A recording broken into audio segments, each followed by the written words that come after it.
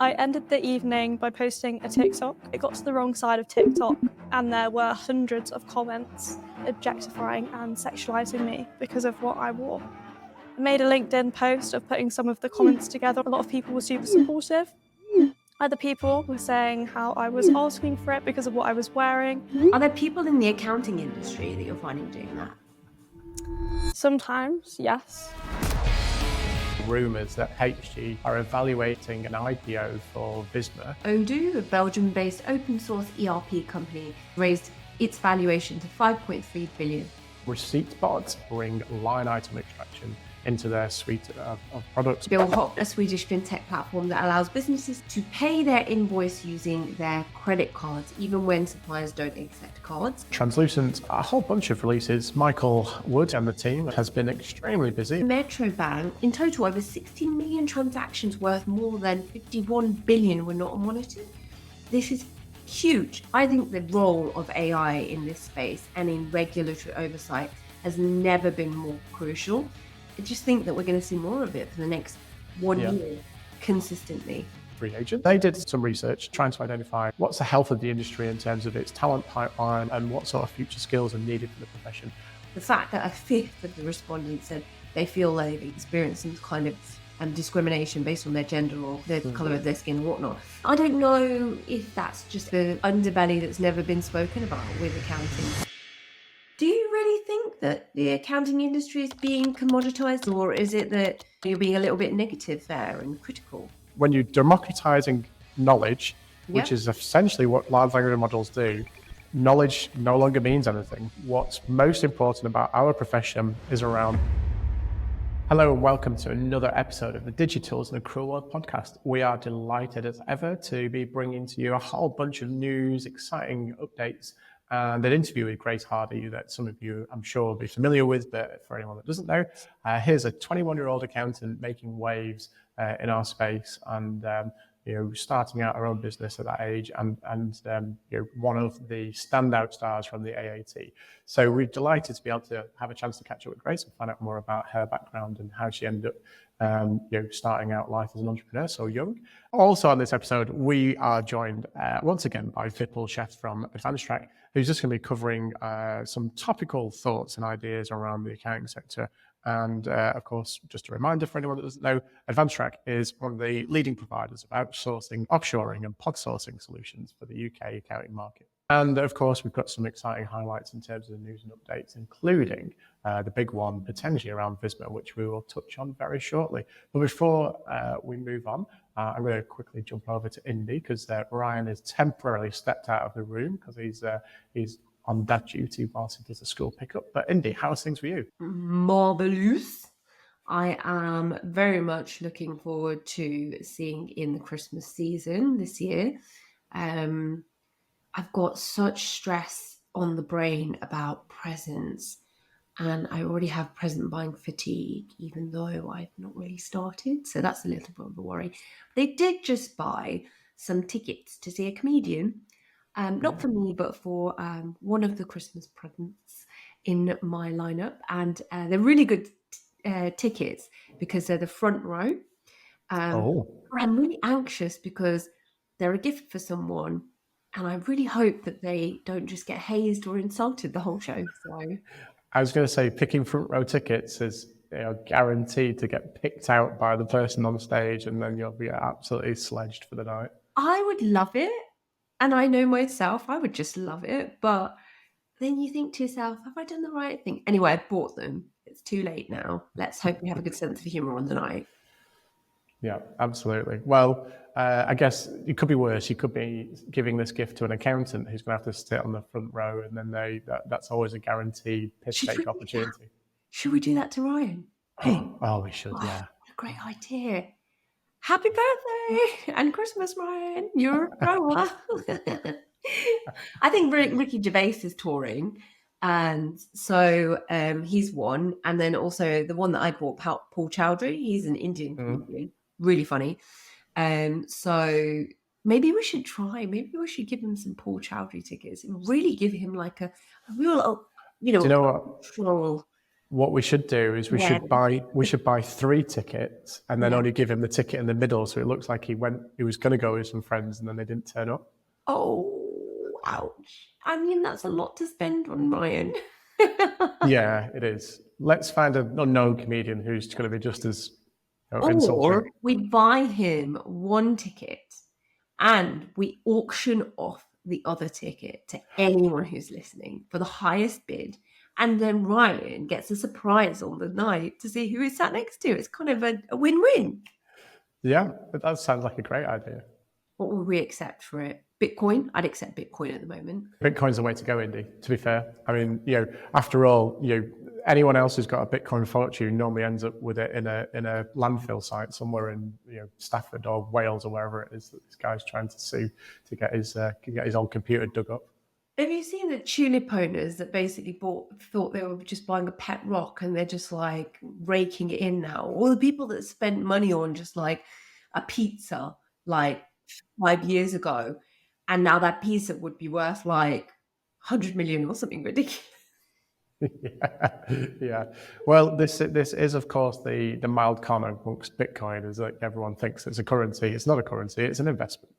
And that's why we don't spend money using investments, because it's bonkers. Well, yeah, I really will be intrigued to see now next year, given that there is going to be a real change in terms of how regulation applies to these sorts of currencies, the impact that it's going to have on things like accounting for it. And I know that you're going to be ahead of the game for me, more ahead of the game than me on that, but it is intriguing, because I think that's the way that we're going to truly have digitally nomadic people, the borderless currency, but accounting for it. I reckon that's going to be one of the big topics of the year next year. You're going to cover that on an episode coming up with Ryan in terms of what you expect the big topics of the year to be. So that's a little spoiler alert, but let's pivot to app news. In app news today, I have some fairly big news. This is off the back of the whole HG shuffle with Dext and Iris, fairly recently. But also, there are now rumours that HG are evaluating an IPO for Visma, which is a huge continental software group that many people will have heard of. Probably most in particular because they are now the owners of Silverfin. HG bought into Visma, I think it's about almost 20 years ago. I could get the timings right. It's about 15, 20 years ago, and they invested 500 million at the time. And they're potentially going to seek an IPO of 19 billion euros. Not quite sure which market they'll go on to at the moment, because Visma are Norway-based, and so Norway does have a market that they might go into. There are rumours they might look at London or possibly one of the European markets, I guess most likely Germany. And there's a reasonable timescale on this, because they're expecting this to happen probably around 2026. So they're giving themselves a year to kind of do the due diligence and everything else that's required to get onto a market, and I guess assess which market would give them the biggest uplift. But if HG were to exit Visma, that would be absolutely huge, and obviously would bring one of the biggest, possibly the biggest European software vendor onto a known and recognized market, and then obviously would pitch it up against the likes of Sage, QuickBooks, Xero, etc., who are on recognized stock exchanges dotted around the world. Good to hear. And another bit of interesting news from Odoo, a Belgium-based open source ERP company that's raised its valuation to 5.3 billion. This was a secondary share round led by Alphabet's Capital G and Sequoia Capital. Odoo has remained cash profitable and has been growing revenue at a remarkable 50% year on year, despite only being the open sourced software. They continue to challenge the dominance of giants like SAP and offer 80 applications from everything in accounting to HR to e-commerce to software to website building at a really affordable price point. It's a big contrast to more complex and expensive systems like SAP that are effective for the larger side of the market, but often really costly for smaller businesses. Billings last year of $370 million and they're currently on track to reach $650 million in 2025, with a target of 1 billion by 2027. So the platform is fairly unique in terms of where the business comes from, and its clear differentiator in the market is the fact that it is open sourced and 80% of its business comes from free software. Fabian Pincayers, who is the founder of Odoo, has said that they have continued to expand the global presence in India. They focused on long-term growth over the short-term growth of IPO plans. And despite being on the path for IPO, they prefer the flexibility of staying private. So I have a little update from ReceiptBot. They're an invoice scanning tool for anyone that's not too familiar with them. And their latest feature is to bring line item extraction into their suite of products, or into their suite of features rather.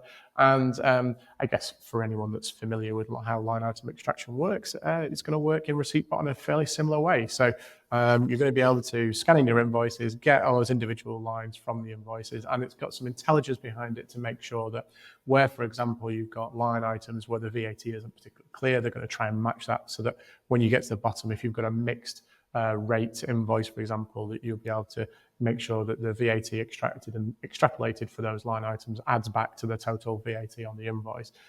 They've also got some clever little tricks around cleaning up the descriptions so you don't get kind of like crazy messy descriptions, or if it's not too clear where lines start and end, that they've got some intelligence around trying to fix that so you're not getting sort of like weird hangover nonsense from the line above coming into the first line of the next item. And they've also got a bunch of validation checks as well, just to, again, just clear up any errors and stuff like that. And this is particularly useful if you're an organization where you do need to track multi-rated items, for example. If you're buying and selling clothing, which has got a mix of adults and children's clothing, particularly if you're buying that and then reselling it, that's always helpful to do. And anything stock related or inventory related, you normally want to get line items out. Also, if you're involved in the construction industry and using CIS scheme, quite often you want to have line item extraction enabled as well. So some neat little features there from ReceiptBot. Nice. So we're talking Billhop as well for a moment, a Swedish fintech platform that allows businesses to pay their invoice using their credit cards, even when suppliers don't accept cards. So it's a great little way to manage cash flow, which is often a challenge in most businesses. And with traditional B2B payments, most rely on bank transfers, credit cards, etc., and they're underutilized. So Billhop bridges that gap by acting as an intermediary between the businesses and suppliers, letting companies use their credit cards for a range of different payments, from supplier invoices to taxes, even things like the office rental. I did look at this space actually quite a while back, and there was, in particular, having been at Bankable for some time, we looked at how complex it can be to have like these cards that perhaps are preloaded or pre-funded with different amounts of money, so that the cards can be used on any type of business expense by the employees. But then what happens is you're tying quite a lot of the cash up into something, or you've got we've seen you've got credit cards, but they aren't utilized in the same way. So we had this we had many different conversations where you can bring your own credit or use it to pay off invoices, and very much in the same way that Billhop have suggested. I think this is going to be a trend going forward, because I can see that the schemes like MasterCard and Visa would want to obviously leverage in some way the utilization of whatever that credit or whatever that money is, and they kind of want to stay relevant. So I'm not sure if you guys have come across many of your clients using this type of cash flow management for like how they're managing their business, but what do you think? I think for a lot of organizations, particularly smaller ones, this always appeals, because quite often, you might not necessarily have the cash in the bank. If you're fairly new in particular, you might not have quite your cash flow cycle operating in the way that you want to. So being able to put it onto a card is always helpful. And it just gives you a bit more flexibility. But I do totally agree with you. Like prepaid cards do tend to put off quite a lot of organizations, because that just means that you're tying up cash which could be used elsewhere in the organization.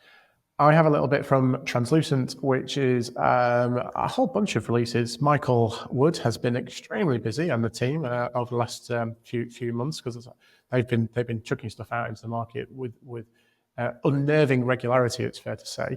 And the kind of core focus of these 3 new updates has been really around trying to just enhance some of the functionality that's probably missing or that becomes a bit challenging for organizations, particularly that are using Xero. The first one is around having the ability to audit the tracking categories that are used across a multi-entity group.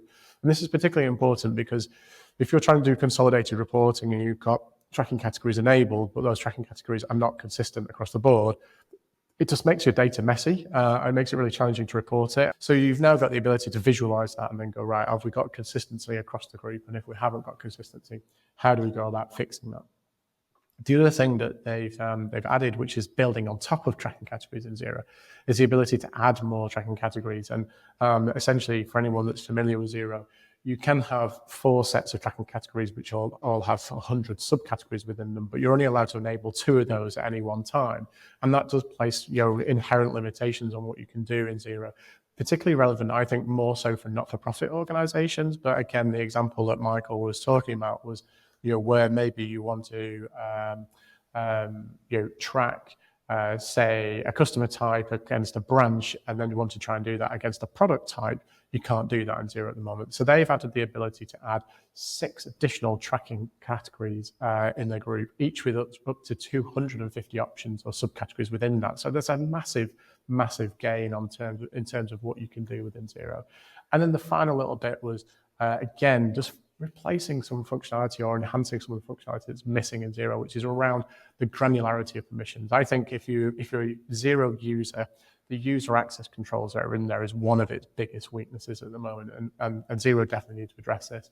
But Translucent have gone about doing this so that you can effectively have granular access to tracking categories, account codes. You can set up different roles and allow them to have access to specific things as well. So it means you can kind of group people in your organization or across a wider group into particular roles without having to set those permissions at an individual level, which is also could be incredibly time consuming when you're working with a larger, say, finance group or a larger group of stakeholders who are interested in seeing the data. Something from Metro Bank, which I have a feeling we may have covered before on a previous app news, but if we haven't, I'm going to cover it again anyway. So it's from Metro Bank, who initially implemented an automated system to track suspicious activity, but had serious flaws in the setup operation.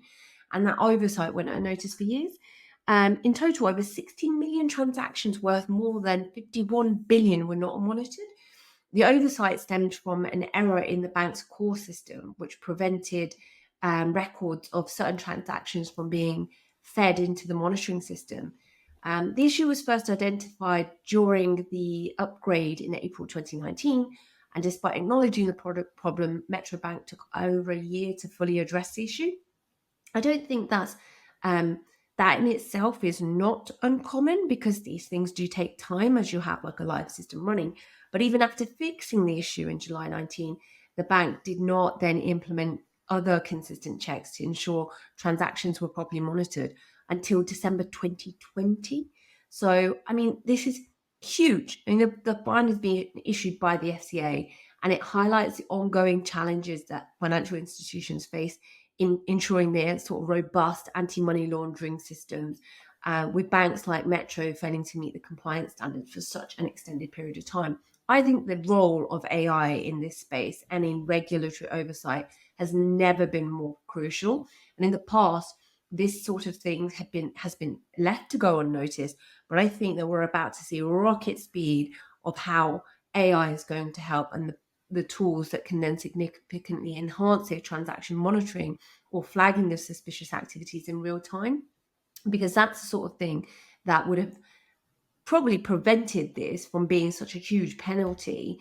But I think regulators will continue to kind of crack down, and hopefully they will be helped along by having better access to tools and software that puts then businesses on the right side of the law. Really, like, again, I'm speculating here, and I know we're giving another spoiler away, but I reckon this is also going to be a big one for next year. So I'm going to leave that for a later episode. But I really do think that AML plus AI plus regulators, something in that is going to be a trigger point for next year, that we will see a lot more of these things where in the past they've gone unnoticed for such a long period of time. I think that we're about to see a much shorter lead time to seeing these penalties being issued. Well, there's a reason why this feels oh so familiar to you, Indy, and we didn't cover this on a previous podcast, but we did cover the episode of Starling Bank falling foul of something almost entirely the same. And we have covered, of course, Revolut, just basically ignoring the AML rules for so long. So, I felt like it was deja vu, and I thought, I'm sure we've covered this, but you're right. That was two other banks, and that's why I think that, is it a coincidence that we're seeing a shortening of this lead time? I think it's only going to get more frequent, and so this whole compliance piece around AML, ID verification, deep fakes as well, being a real issue. I just think that we're going to see more of it for the next 1 year consistently. And I think it's probably also a sign of how important now the sort of challenger banks have become in the marketplace. And clearly they're subject to the same scrutiny that many others are, but it's just an increasing challenge in the space. Finally, we'll move on to a little bit of news, which has come about from some work done by FreeAgent, and they did some research. They surveyed around about 337 accountants and bookkeeping professionals, and they were really just trying to identify, what's the health of the industry in terms of its talent pipeline and what sort of future skills are needed for the profession. And I think this comes at a really interesting time because some similar research has been done in the US for the AICPA, and the results that came in were very, very similar. Now, whether that's a good thing or a bad thing, I'm not entirely sure, but fascinating nonetheless. But the main bits that they found from the research was that there'd been a fairly sharp decline in the number of students choosing to pursue accounting qualifications. Some of the obstacles that they found was around these negative stereotypes. 57.1% of respondents cited that negative stereotypes were putting them off from joining the industry. 47.1% said high education costs were an issue and a reason. I find that really fascinating because essentially in the accounting world, there are no education costs. You can join the accounting world from school, from college, and you don't have to do an accounting degree to get into our space. But once you get into a practice, the education costs are free because every practice pays for them and most of them are covered under apprenticeship anyway. So they're not going to be contributing significant costs. There's a lengthy qualification process, which we're aware about, and that put off around about 41.9%. But again, the interesting contrast between here in the US, where that's a similar issue, is that in the US, you have to do an accounting degree. Generally, you have to do that to at least bachelor's, but now more typically to a master's level. But once you've done that, there's usually only about 12 to 18 months post graduation process to gain some real world experience before you're fully qualified. Whereas in the UK, of course, even if you do a degree, you've still got to do 3 years of professional qualification before you qualify. But I don't think that's a significant barrier because you're working, you're doing it alongside everything else, and the process can be shortcut if you wanted to. It's just that you've got to get the hours required to gain that. There were then some other factors, such as a lack of understanding about the profession's diverse opportunities, which put off about 37%, and limited access to apprenticeships or internships, 28%. Again, I find that really, really fascinating because every accounting practice that I know up and down the land only does their training through apprenticeships or internships. So either practices are not looking for opportunities, and so people who are interested in coming into the market are not there. In which case, that's not a problem with people not wanting to get into the industry. That's a problem with practices not willing to advocate for the industry and not willing to invest and open themselves up, which is short-sighted. There was some other stuff as well which touched on that around about 20% of accountants have experienced discrimination or bias based on their gender, race, ethnicity, or sexual orientation. And that, again, is really concerning. I mean, unfortunately, the accounting sector does have a rather traditional view in terms of it's represented by old white men like myself and Ryan, and there genuinely isn't enough diversity in our space, and that should be encouraged. And the things that were suggested that could improve these things was around offering more flexible and remote working opportunities, which I think we do have in the industry, although again, there's a general movement to try and encourage people back into the office, not just in our industry, but in others. And I heavily push against that because I don't think it's entirely warranted. Things around improving transparency around pay and promotions, completely agree with this. I think the accounting sector is terrible at those kind of things. And then improving things like hiring practices and how we mentor and coach people in our organizations, and enhanced leave policies, and encouraging more accountability in our sector. And I think all of those only lead to improvements around the level of professionalism, the level of responsibility that we take. And I think that just turns us into a better profession in general. And then last but not least, the final couple of things on here was that when asked what accountancy skills will change over the next 3 to 5 years, 69% of respondents said that greater technological knowledge would be needed to work with new software and processes. And 61% specifically call out the need for better understanding of AI and smart data technology. And then interestingly, and again, this is really controversial, I think, 57% called out the need for greater technology and expertise in order to meet new legislative changes. The irony there is that if you've got access to great technology like AI, you don't need to know knowledge. The knowledge economy in our space is being decimated by AI, and the ability to be able to find that data at your fingertips means that you no longer need to be an expert. So I think there's some weird contradiction in the data there, which is fascinating to see. John, my God, impressed me with your stats, son. But all of that to say, I had so many things I could have jumped in to say, actually. That last point, do you really think that the accounting industry is being commoditized in that sense, that, the expertise and knowledge is at the drop of the keyboard of little GPT search? Or is it that, you're being a little bit negative there and critical? No, I don't think I'm being negative. I mean, we're already getting clients that are coming to us saying, I looked this up on ChatGPT. Now, they used to do that a few years ago on Google, and a few years before that, it used to be the man down the pub. But I genuinely do think, when you're, when you're democratizing knowledge, which is essentially what large language models do, is that when you operate in a knowledge economy, which is what professionals like myself do, knowledge no longer means anything because everyone's got access to the same level of knowledge. It's there literally at the end of a keyboard. If you type in the right prompt or you do the right query, you'll get the knowledge and the information you need. What's most important about our profession is around how we deliver that knowledge, how we interpret that knowledge, how we tailor that knowledge so it's particular for the circumstances of the individual that's sitting across the table from us or is on the end of the call that we're dealing with, how that's relevant to them, their personal circumstances, their business circumstances, and ultimately how we make that personal connection. So I think this 57% of people who think that you need to have greater tax knowledge or greater tax experience or whatever it is, it's rubbish.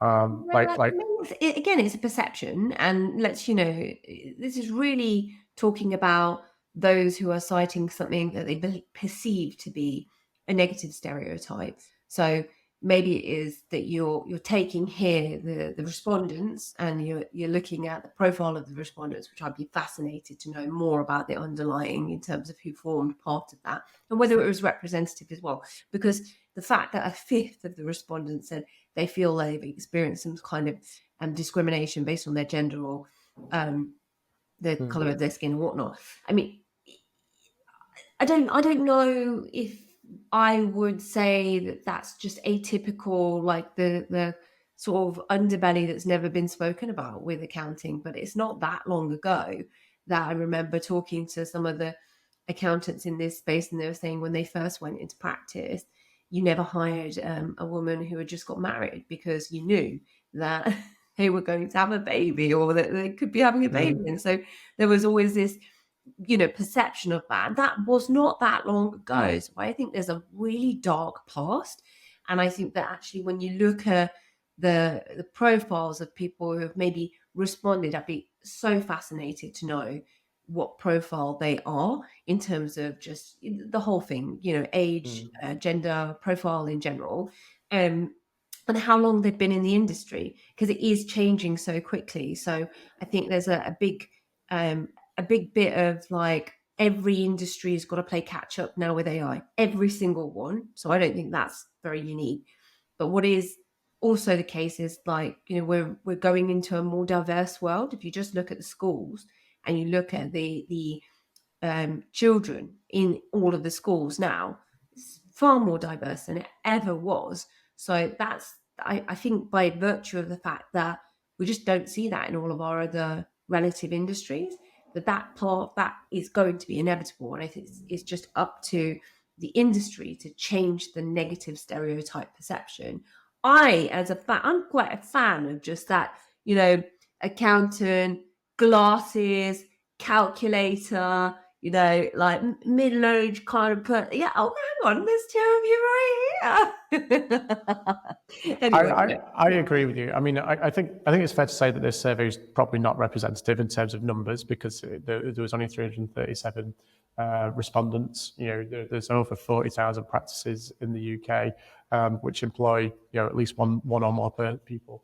I think members of the ICAW comes to approximately, is it 120,000, 160,000? I can't remember exactly. Obviously, you've then got ACCA, AAT, and a whole bunch of others. So not representative at all of the overall market. But I do think incredibly concerning if 20% of people have suffered some kind of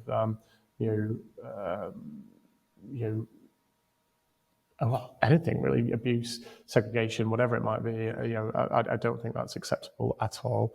But again, as you say, Indy, there have been past practices in our world which have not been acceptable for a long time, and of course, and unfortunately, when you've got old grey white men running practices, then these things do stick around for a long time. Every industry, John. I mean, like, it's the same in tech. It's arguably the same in most. You just look at the political representatives. I could go down many rabbit holes with this. This is a common problem. This is not new, and it takes time to solve.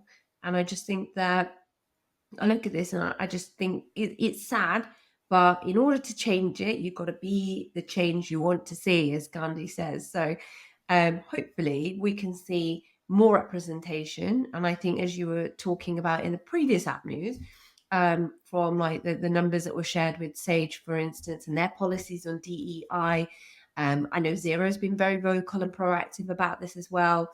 And we've got some really great people in the industry that are now being far more vocal and educational about how to talk about things in a more open way without then offending or causing something that might be a rupture. So I think this is a really good step in the right direction. Awareness is key, so it's great to hear the stats that are out there, and it'd be good to kind of see that be a bit more representative of the people in our world. Agreed, completely.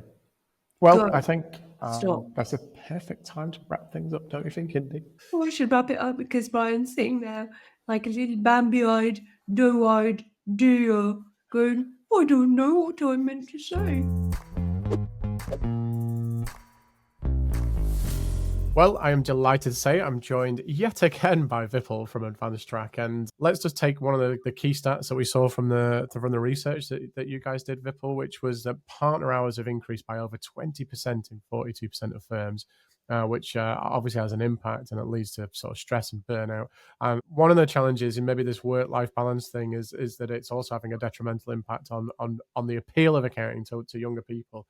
And that people maybe are seeing the opportunities of going to work for a Google or an Amazon or something like that has been a little bit more sexy and a bit more engaging. And yet, those firms are generally enforcing rules around making people come back to the office. Yeah. And yet a lot of accounting practices are still sort of operating fairly effectively in this hybrid model, maybe 2 or 3 days a week. And surely that in itself has an attractiveness from managing work-life balance. And I wonder why maybe that isn't getting across in those perceptions, or is it just the fact that you go and work for Google and Amazon and they've got great brand names and probably pay you exceptionally well, and that's simply not enough in terms of saying, oh, we've got this hybrid working? Yeah, I think in the report it does show how much less accounting graduates and qualified accountants are paid compared to their peers who are in different careers, even associated. If you're a financial analyst or a data analyst, you will be paid 40, 50% more than an equivalent in accounting practice. So I think there is an element of that. But you're absolutely right that as a profession, there's an awful lot of firms that are doing this 3+2, 4+1, or a mix, and I was at a managing partner meeting earlier this week, and most of them have said, we actually want all our trainees to come in to the office because they're actually sat alongside somebody who is more experienced, who can share their knowledge, and those water cooler moments are there, and they're much more likely to ask because they're sat there. I certainly found that when I was rising up the ranks, that there were a group of people I played cricket with, played football with, went to the pub with, or just wandered to get lunch with. And so that made my day so much more palatable. You don't mind working hard if you've got good people around you that you like spending time with. I was in the States in the summer, and the AICPA are going through this whole thing about how to try and make the accounting practice over there more attractive. They've obviously spoken about some of the challenges we've just discussed in terms of graduates not getting paid an equivalent salaries to join firms. But there is a consequential effect here, right? Is that if we say that instead of taking on a graduate at 30, 40, 50 grand a year, we're going to start taking them on at 100 grand a year. That has a huge impact for an accounting practice, because no matter what we tell everyone, we still charge our clients based on the time inputs. And if we're doubling the salary costs or more of the cost of production, then we're going to have to do something on a fee level. And particularly if clients are asking for more and more from us, in the US, they could probably get away with that a bit more because they have a much more commercial market. But in the UK, we're always talking about pricing and accountants never getting it right. And we're always trying to compete with each other on dropping prices rather than increasing prices. So do you think that's feasible in the market? I think you just have to look at the lawyers. If you look at what the large law firms are doing to attract graduates in, what have they done? They've done exactly that. And maybe they're in a position to do so, but have we undervalued what we as a profession do? And my answer to that is yes. We have always undervalued what we do. And anyone who's heard me talk about why I ever came into the profession, the man who was my parents' accountant understood what his value was, and he charged accordingly. And he's been retired, over 30 years. And he retired at 55. So I think if you understand that what we're doing is not a set of accounts, and it's our tagline, accountants change lives, but not by producing a set of accounts. And if we understand that we're not providing a set of accounts, we're actually providing genuine financial advice based on the individual requirements of a business and its owners. I think if we do that, it's much more easy to justify the fee that we present to our clients, rather than saying, oh, well, we'll do your accounts and that's £500 or £1,000 or whatever we might think it is. It's actually saying, you'll have access to the partners and managers, and actually, isn't that a much more interesting job for us to do and more fulfilling? We're always interested in hearing from you, the audience, in terms of, what is it that you're trying to do, to alleviate pressure at the top, to make that work-life balance, a bit more effective in your organizations. Maybe you're doing mentoring, a little bit of coaching, those kind of things. And also, what else can we do as a profession to make the world a little bit more attractive to future people wanting to consider coming into this rather than going to work for Google or Facebook or whatever it might be? We'd really love to hear your thoughts and let us know what you are doing to make the world a little bit of a better place. Brilliant. Thank you. So we're delighted to be joined today by Grace Hardy, who, those of you who haven't come across her, where have you been? Because she's obviously everywhere at the moment, aren't you, Grace? And also joined by John, as usual, who is going to be our resident boomer for all of this conversation and talk to us about the male perspective on some of the things. Grace, congratulations. You just won your award last week, especially given that you're just starting up and that you've got into that big world, and there's been a little bit of a mixed sort of review, I guess, around how that's been received. But it's a hearty congrats from me anyway, and John. Thank you. But yeah, tell us more about the award. So I was very privileged and grateful to win the Special Recognition Award for the Department for Education on all the work I do around apprenticeships and telling my story, which was brilliant. And then I ended the evening by posting a TikTok in my dress and a coat with my award. Just a joke. It was lighthearted how humbling it is to win an award and then having to get the tube home at midnight, which I thought was hilarious. Anyway, it got to the wrong side of TikTok, and there were hundreds of comments objectifying and sexualizing me because of what I wore, which to me was outrageous because it's an awards evening, so obviously you're going to wear a dress. But it didn't go down very well, and that doesn't sit well with me because those sort of things should be called out. I do it on a regular basis. So I made a LinkedIn post of putting some of the comments together on a screenshot of the video. I posted it on LinkedIn to talk about the pros and cons of social media, because there are, and how objectifying and sexualizing a business owner or a young female or anyone is completely wrong. People shouldn't do it. And therefore, it's important for that behavior to be called out so it can be changed. That on LinkedIn received 2 very different responses. A lot of people were super supportive. Other people, on the other hand, were saying how I was asking for it because of what I was wearing. I was posting that with the intention of getting comments from people. That's obviously not what the post was for, but that's just how it was received. It is pretty shocking. And I think because, we were just briefly talking about this before Muggins hit record here, but, I do think that by virtue of some of these platforms, I do wonder how much of that is worth, like, the fact that there are more men on some of these platforms because of the types of work. I'm not saying that there's lots more, but, there are a lot of women that I know who are moms or stay-at-homes, and they don't go onto these platforms. And then the other part of it is, I don't even know how many males there are that probably post topless pictures in and amongst some of the social posts that are out there. Not that I go searching for it. Maybe I should, and then the algorithm will start surfacing it more for me. But I definitely don't see, and I don't think that I would ever in a million years catcall a man to be like, wow, sexy, let me see some more, or some of the posts that you're describing. I just can't imagine as a woman being someone that would do that. I think your point about whether or not there's more men or whatever on some of these platforms is almost irrelevant, right? It's like, LinkedIn, for example, is supposed to be a professional networking site. It's supposed to be where you go to do business, to transact with people, to build and make relationships, et cetera, et cetera. So I just think the fact that you, Grace, are being subject to these kind of comments where people are saying, "Oh, well, you're asking for it." That's where Facebook and Twitter and everything else comes into play, right? It's not the platform for LinkedIn. So I just think it's wholly inappropriate. Is it just generally that you're getting it from all angles, Grace? So it's not just like, are there people in the accounting industry that you're finding doing that? Sometimes, yes. And sometimes it's general finance as well. I've got some horrific DMs from some people in the industry and some people just in finance in general. But it does come from all angles. It's people that I don't know. It's strangers on the internet when I come up on their For You page. So it's a bit of everything.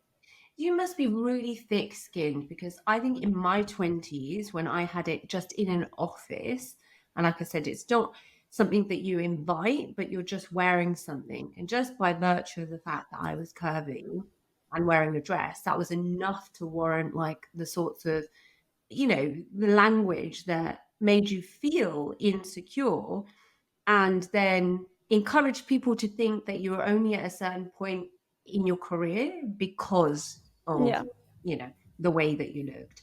So, and I think from everything that you're working on at the moment, you've been really good at kind of brushing it off, and then focusing on where it is that you want to get to. And let's talk a little bit more about that, because starting up at like your age as well, it's like a bold decision. And I know that that must get picked on the most, but what was your initial MO for going into accountancy in particular and starting a practice so early on? And where is it that you want to get to, I guess, for the next 2 to 3 years?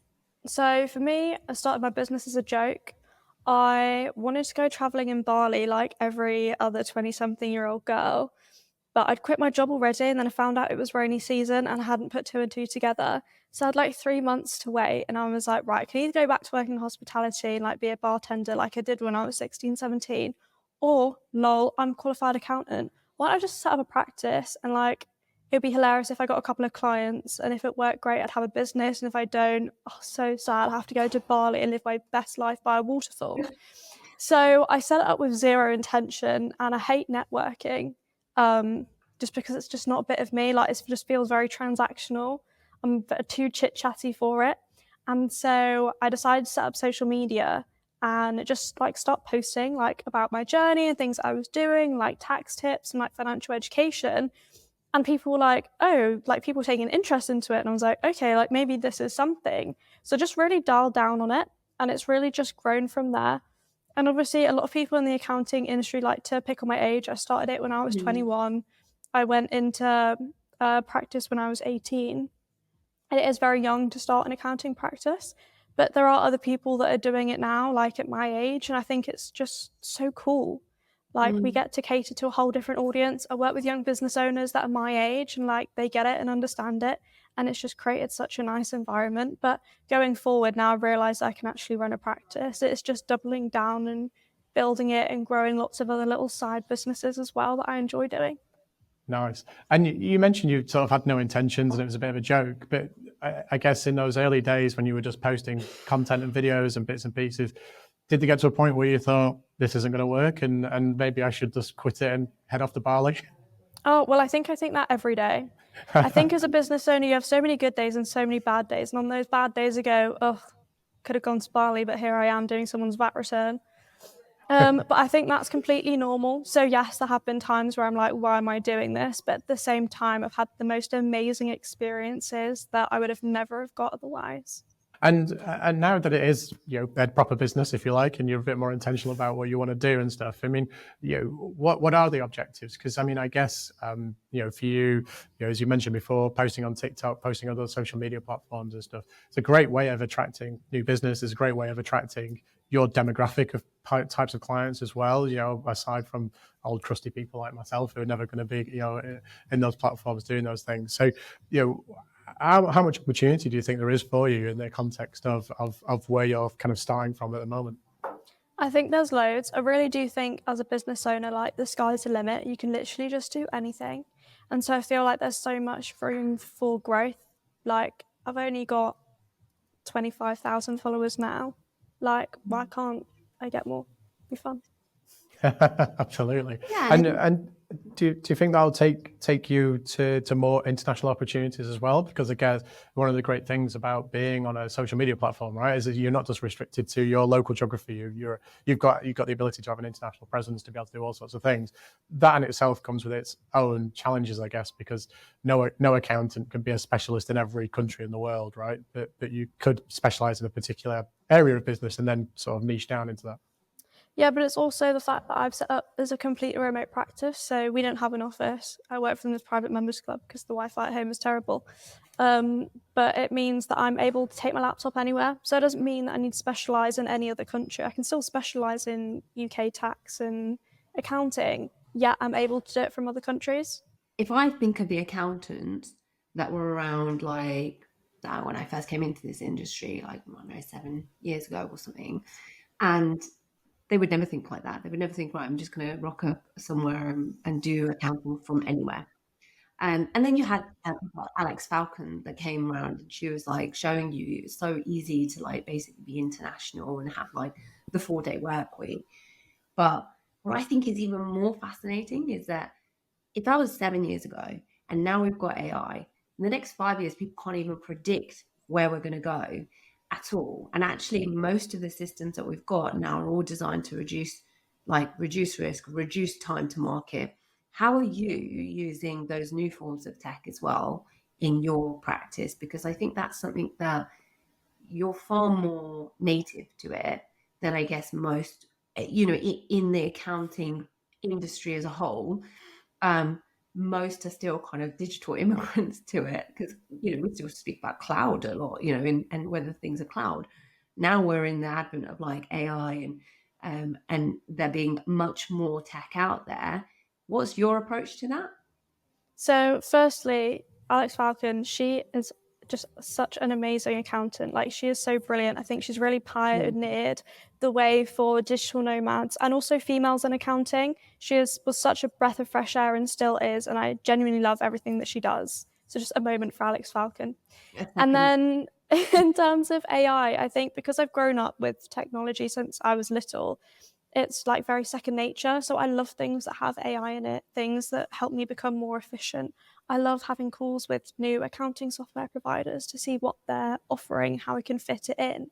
So I came across Unify the other day, and I use them now for my onboarding. And they have proposal, letter of engagement, and AML, and collecting data like UTRs and things like that, all in one workflow, in one link that gets sent to the client, and then they work their way through it, which for me is so clever because I felt that onboarding was always a bit bitty, whereas now it's just in one workflow. I think that's fabulous.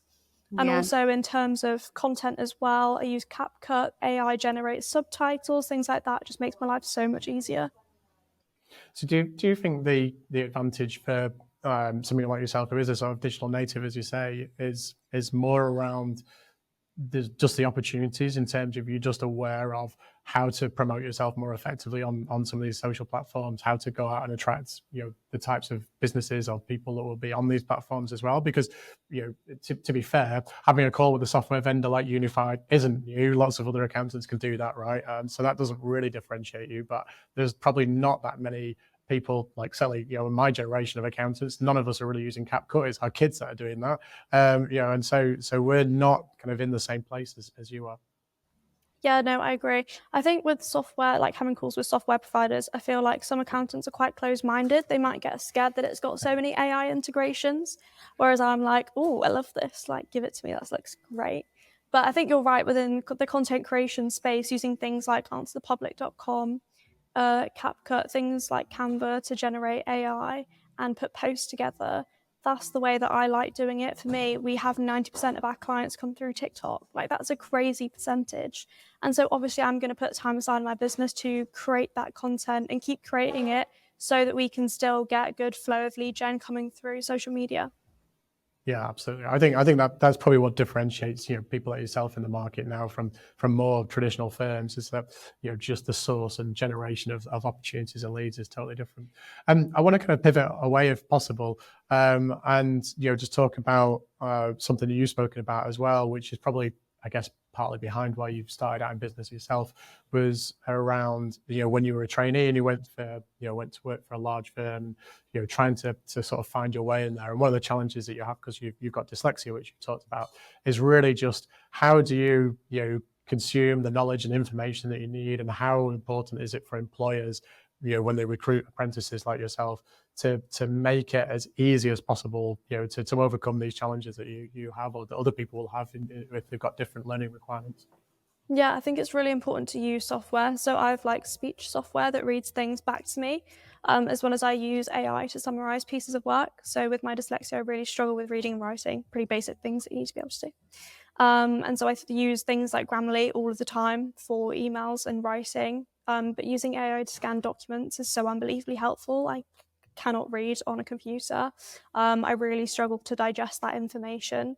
So using AI really helps, but it's just having an open dialogue with your employer, saying, hey, this is what I really struggle with, XYZ would really help me. And I was really lucky in my firm that they were just there to put anything on my laptop that I needed. Especially with running my business now, it means I'm able to run a business in a way that suits me. I voice note all of my clients. I don't text them because I can't spell and they don't understand what I'm saying. But it means that they're happy to voice note me as well. And it's just a lot more informal, which is so lovely. I think that's amazing as well, because I think from the outside looking in, you wouldn't know that you had dyslexia. I know that seems like a silly thing to say, but when I see your posts and see your messages and everything else, there's no spelling errors, there's no hints that would give that away necessarily. So I think that's a really good demonstration of how technology can assist somebody. Yeah, but even when I'm doing posts, I'll use voice to, Word doc. I will just say my post and it will type it out, which is so helpful because I cannot spell big words. There's also time. I mean, you're shaving off so much time when you're doing that. You can then I think about the fact that, like, you know, when you're trying to get so many things done, your attention is always like spread between two or three things at a time. When you're able to just speak about it, you know that you're going to get it done a lot quicker. Yeah. I think there was something as well about like your journey into startup and your journey into accounting in particular that I thought was really interesting was something that like close to my heart as well. Is I really wish there was more financial education on the syllabus or in schools. So what are you doing on that? Because I know you've spoken about it. And that's one area that I really feel like we're all blind, and it's so impractical to then go into school and come out and not even understand the basics of how the tax system works in the UK. Yeah, no, it's really important. So there's a statistic that says financial education is only taught in 4% of schools across the UK, which is absolutely shocking. And it's being taught for 48 minutes a month instead of the recommended 30 hours, which is just atrocious. And so you realise that all these kids come out of school with the complete lack of financial education, and then they're going into work not being able to read their pay slip, not being able to budget, don't know what high interest savings account is or an ISA. Or we have what we have, where young business owners start businesses but don't understand how the tax system works and haven't registered as self-employed and haven't registered as a limited company, and they just don't understand anything that's going on. They just feel out of their depth. But it's a shame because we need businesses for innovation in the UK. And so for me, I incorporated a charity called Money Hive. We give free financial education workshops in workplaces and schools. So we've delivered over 100 sessions just in London, and over 30 sessions to parents and teachers as well, to give them the education, the financial education, for free. That is incredible. That is such a great initiative. I'd love to obviously put my daughter into more of that. She's such a budding entrepreneur and she's only 9 years old, and she says to me all the time she wants to start printing things on a 3D printer and start selling them at the market. She's like, Mummy, will you be that, you know, that person that you do things with at the beginning, you do them. I was like, what? Like, That's so sweet. Co-founder? And she's like, yeah, be my co-founder. But yeah, she's got a long way to go yet, and I think that that's part of the problem. Is like you said, you get inbound from a lot of people on TikTok. I imagine some of those business owners are they're new age businesses. So Yeah. where it's like, whether it is like content, or is it actually, what's the sort of profile of those that approach you on TikTok? Or is it like more like content heavy and that's how they started their business, or is it like goods?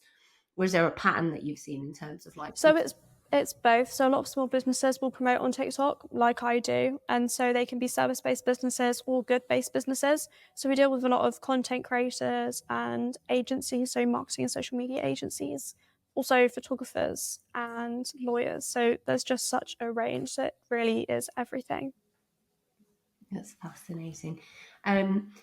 Grace, I would just love to talk to you for so much longer, but maybe, you know, it would be great to have you back on another episode. And I think this was really great to be able to talk to you. And congratulations on the win again. Boo to anyone that is like, you know, having a slightly sinister read on it. But we can't change people like John. They exist everywhere. No, John, I'm joking. No, brilliant. Thank you so much for having me. Thank you, Grace. You're awesome. Thanks. Okay, there we go. That draws to a close another episode of the Digi-Tools and Accrual World podcast. I hope you enjoyed the episode. I hope you enjoyed the news, the updates, the interview with Grace in particular. Look, we're always interested in your feedback, your ideas, your thoughts, anything about the show. Find us on the socials, comment on the podcast episode and things. Let us know if there's something that we're not doing that you think we should pick up. But for now, that's it. And I hope you join us on the next one.